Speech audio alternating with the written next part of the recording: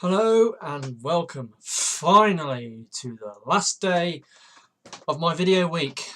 It's been a long time coming. So, who am I going to be reviewing today? Well, you've seen it in the intro. It's Longarm.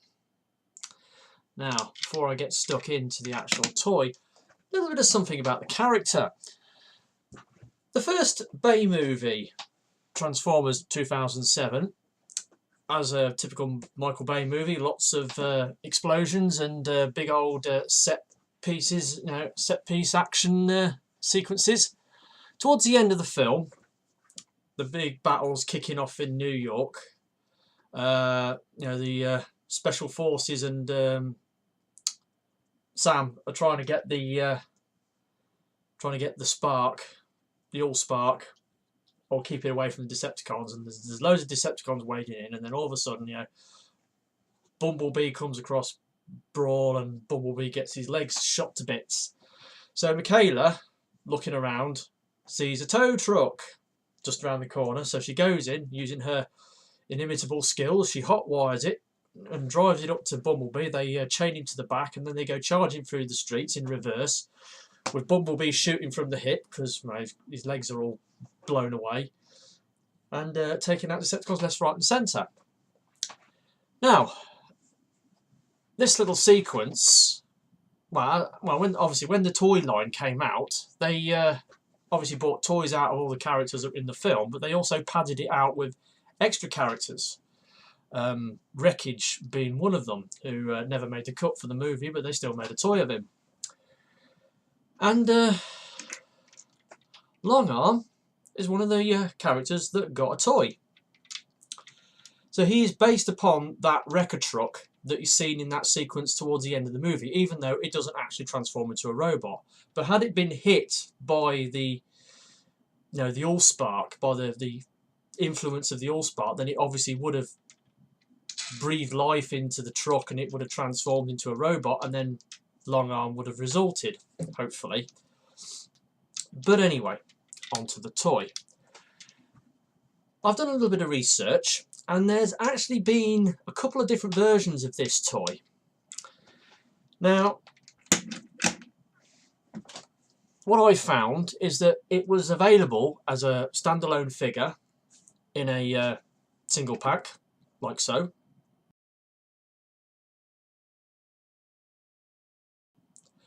But it was also released in what they called action packs, or multi-packs. There was two of them. The main one being the Transformers Screen Battles, The Final Stand, where you got Longarm with a sort of a version of Bumblebee attached to his hook that was missing his legs. So it was just the top part of Bumblebee. So that was to emulate the scene from the movie where he's been towed through the streets. And then there was another pack which came out, which was called Towed to Safety, where you've got Longarm towing Bumblebee in his old school Camaro, not in the modern Camaro, in the vintage Camaro, the old beaten up rusty Camaro. So there was those two versions and the standalone figure.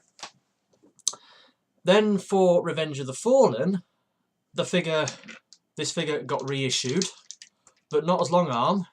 It got reissued as Hoist.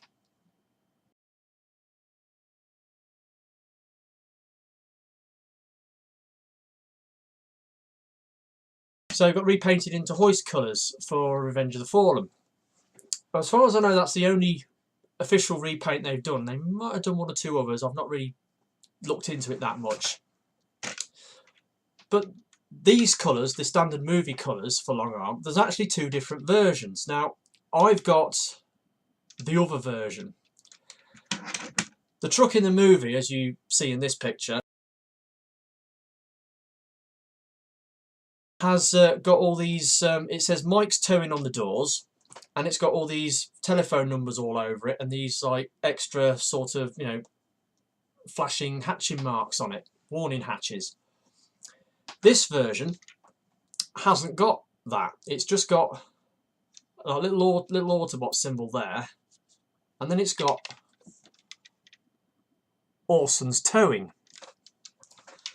Now, this is, I believe, a nod to Orson Welles, the classic Hollywood actor who played the part of, who did the voice of Unicron in the original 1986 animated movie.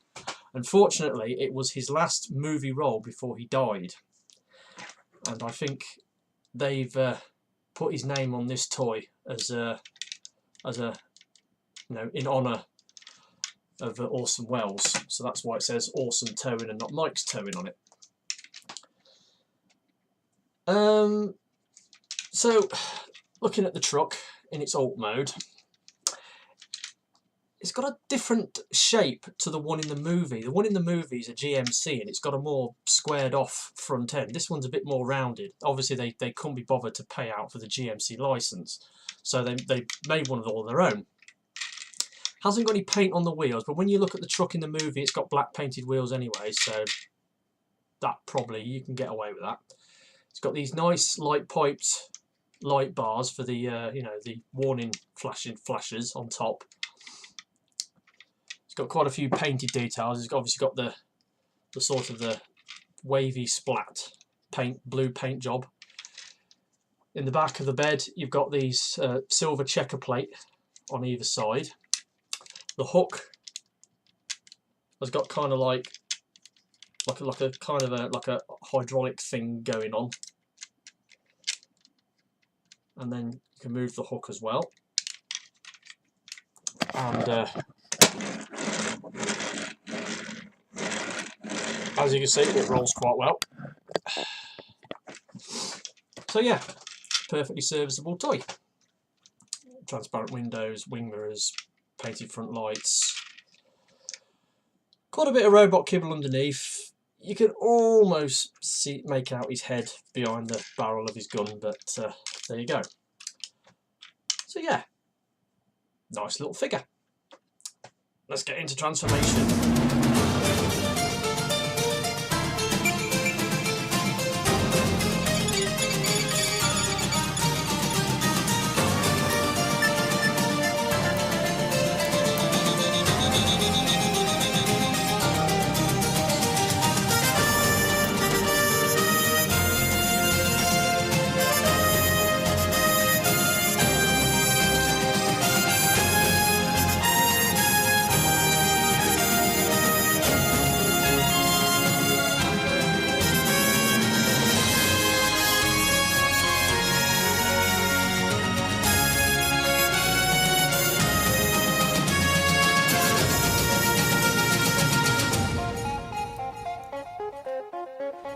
So, here we have Longarm, and what do I make of him? Fucking love him. He's on my top 10 list at number 3. It's the colours that do it for me. I'm absolutely over the moon with the colours of this. The colours, he just pops. You put him on the shelf next to your other bots and he's like, boom, he just pops out. I just love it. White, dark blue, black, silver and a bit of orange highlights. Absolutely amazing colours. I mean, you know, he's got this the silver checker plate making a kind of, you know, sort of like pecs on his chest. That's quite cool. He does have issues, this figure, don't get me wrong. He's by no means perfect. His proportions. I mean, you look at him and he's got really huge, great chunky legs, but he's got a really small torso, and he's, compared to other deluxes, he's quite short, but he's very wide. He's got all this kibble on his shoulders that is the sides of the truck mode, and it makes him, you know, gives him a really wide stance, even though his you know, his torso is actually quite small. So he's kind of got the aesthetic, you know, the proportions of a dwarf. But he's still Amazing looking figure. I just love the look of him. And I have to go about his head sculpt. Now, to me, this head sculpt kind of looks like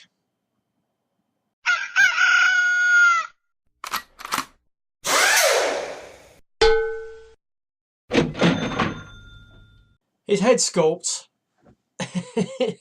It looks to me like a badger wearing a motocross helmet. That's what his head sculpt looks like. And the light piping, forget about it.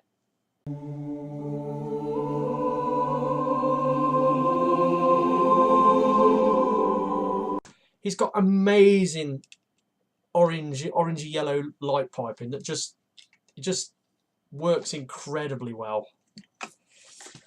Look, it's just awesome, absolutely awesome. He's unbelievable. I love this guy. Now, we can't talk about Longarm without addressing the elephant in the room. It has to be said that Longarm has been generously endowed with an enormous weapon. It's massive, look at it. It's almost as long as his alt mode.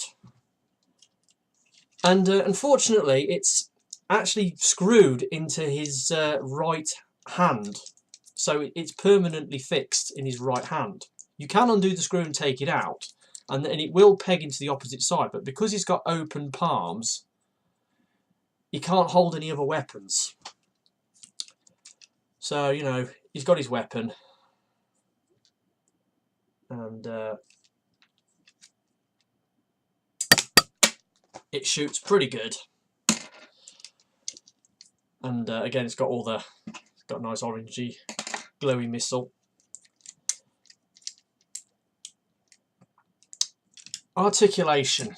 Now, this is where this guy suffers a bit. Quite a lot, actually. His arms, his shoulders are on a ball joint, but because of the shoulder kibble and these doors, when you're trying to move his arms, they hit on the things. You can sort of move his arm in a bit to give clearance, but it's not great. It's a shame the doors didn't fold back a bit, just a little bit more, or the kibble you could rotate it round. His head is on a ball joint, and it will go just about anywhere. You can look down really well and up, so he's got a full range of motion on his head joint. Ball jointed shoulders. He has got this rotating shoulder joint, which is part of the transformation, so you can sort of bring the arms forward a bit. The ball joints on mine are a bit loose, but then again, this was a used toy I picked up at auto assembly. And yeah, he's got no bicep swivels, so his arms are fixed, but he does have double jointed elbows, but they are, because of the kibble on his arms, restricted in movement. They can just about get to 90 degrees at a push. He hasn't got a waist swivel, but he has got a bit of a torso swivel. His swivel joint is right up in the middle of his torso. So you can see there, but it only gives him a little bit, and you can get a little bit of an ab crunch, just a little bit. Moving down to the legs, he's got, let's get that out of the way. He's got ball jointed hips. Now, his knees are a bit funny. The shin pads lock his legs in one position, and his knee will go all the way back, but because of the design of his legs, because they're all, the lower half of his legs is just made out of chunk, it limits the possibility. Now his feet are quite interesting. They're really huge, very large and flat. You can angle the bonnet section and they do hinge backwards and forwards, and he has got an adjustable heel spur. But if you look in the back of his legs, he's also got these additional fastigial claws. There's two. There's one there and one there. Now, they're actually part of the ankle joint, but when I first transformed this, I didn't know how the legs went, so I thought they were part of the leg transformation, so I turned them into the feet instead of the bonnet, and it made him even shorter than he actually is.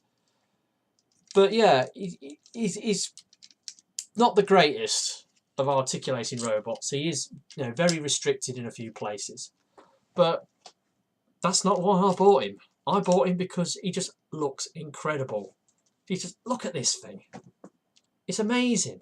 The colours are just way out there. It's got amazing light piping. He's a really cool character. Also, no, pretty good alt mode. I absolutely love him. I adore him. Like I said, he's on my top 10 list. And yeah, so that's it. That's my last review of my video week. I hope you've enjoyed it.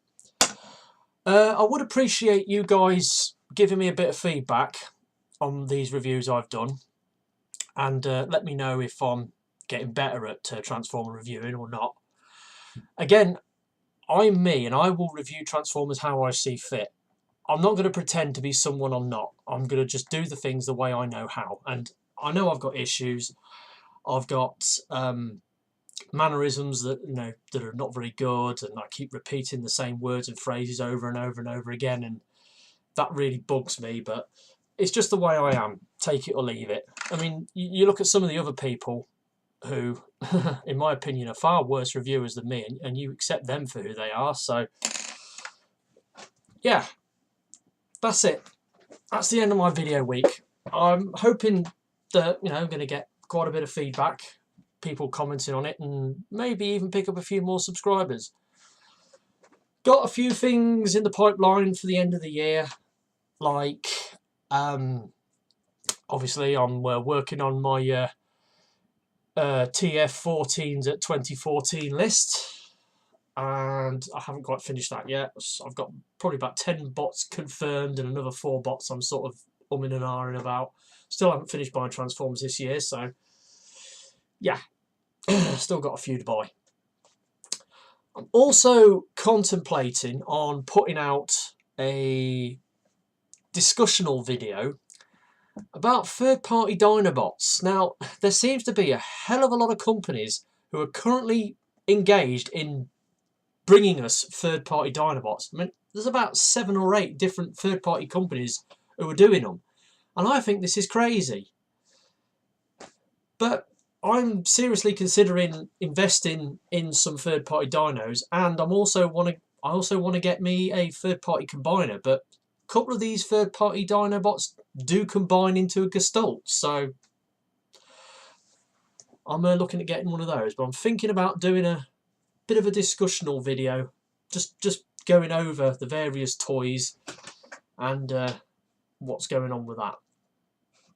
Is there anything else? There'll probably be 1 or 2 other videos that will come. I'll bring out before the end of the year. But at least my video week's done. Woohoo! So thanks for watching, guys, and I'll see you whenevers. Bye.